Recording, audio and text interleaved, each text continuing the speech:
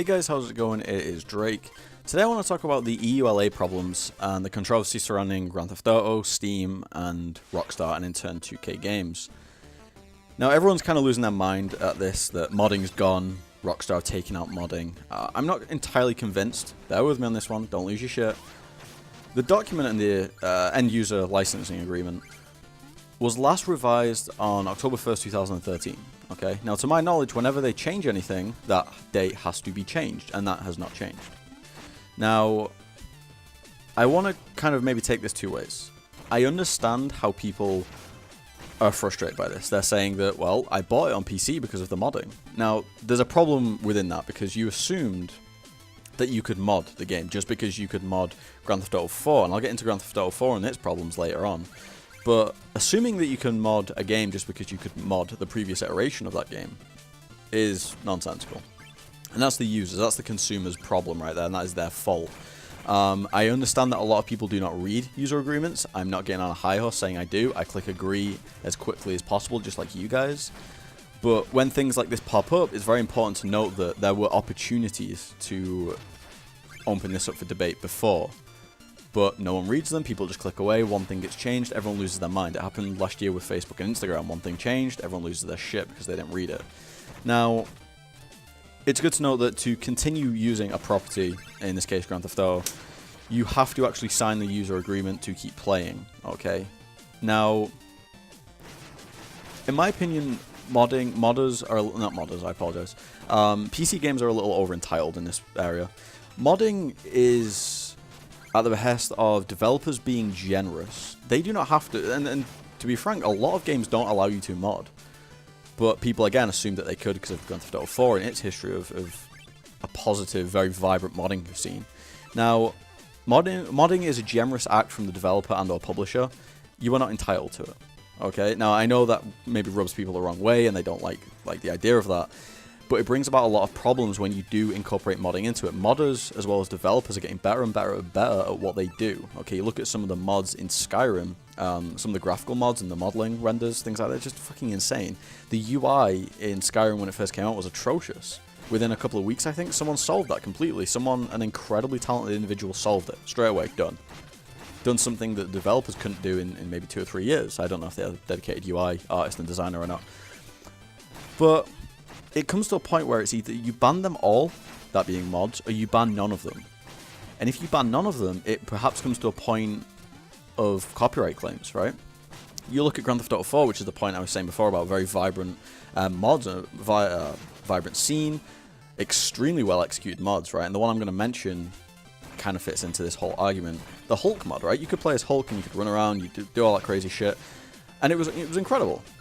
And then you look at the Dragon Ball Z mod, and I wasn't big on Grand Theft Auto 4 mod, so I don't know a whole lot of them, but you guys, if you're into that scene, you'll definitely know, and you'll be able to rail off a load in your mind that kind of fit this criteria.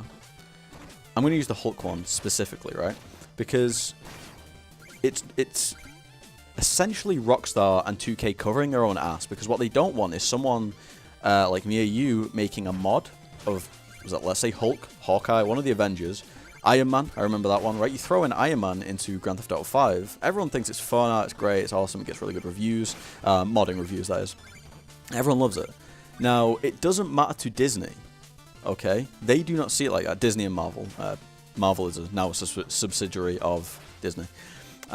They own that IP, that's their IP, they don't care, their lawyers don't care how you're using it, they don't care that it's a harmless bit of fun from the gaming scene of Grand Theft Auto 5 and the modding scene. You're using their IP. You're using their intellectual property, they have to go after that. Now, Rockstar faced a shit ton of problems in 2005 with San Andreas, right? Patrick W, he goes by Patrick Wildenberg, unlocked hot coffee. Now, granted, that isn't someone making a mod and putting it in the game, but it was definitely a bad experience for Rockstar in the modding community. And going over Grand Theft Auto 4 and what they received of a ton of mods that I imagine left them open to a shit ton of lawsuits, and it was just people being nice about it, the fact that, okay, it's just modding. But we can't assume that that's going to be the way all the time. We have to go under the assumption that, okay, maybe the user agreement is like this right now, which I'll quote actually. The quote is, and this is directly from the licensing agreement, Quote, I agree not to revise, engineer, decompile, disassemble, display, perform, prepare derivative works based on or otherwise modify the software in whole or in part. Furthermore, remove or modify any proprietary notices, marks, labels contained or within the software. Now, this is a problem, because if that's what it is right now, and that's what it has been to my knowledge from the 1st of October 2013. What Rockstar might do, and what might be in their best interest, is to open this back up, okay? Look into it. They're not stupid. They know, and they're well aware that they have a vibrant community. They're well aware that they have one of the fastest-selling PC games, one of the fastest-selling console games, one of the best-selling games of all time on their hands. They do not want to diminish a scene that is one of the most popular scenes within the Steam, okay? But right up there with Skyrim, right? Now, they might come back into this and say, okay, we're going to allow graphical changes. We're going to allow certain things. There's got to be a process that you go through where we check, but you're allowed to have mods. You're allowed an FOV changer. You're allowed a field of view. Sorry, you're allowed field of view, and you're allowed draw distance. You can have all these different things. You have graphical updates. You can have model changes. You can have maybe different cars, as long as they're not cars with the likeness of real cars. Okay, even though Grand Theft Auto in general is really shady with that shit. But they might revisit it, and people are losing their mind saying this is Grand Theft Auto done and dusted now. They're just cut the modding scene. Well, that might not be the case. They may very well revisit it. They just don't want to deal with the problems they dealt with in 2005, where they were getting sued left, right, and center by people essentially just trying to make a quick buck, because let's be honest, hot coffee wasn't that bad looking back at it now, and even then it wasn't that bad. I was about 13 as well, so. But my overarching kind of opinion on this is that it's Rockstar's prerogative.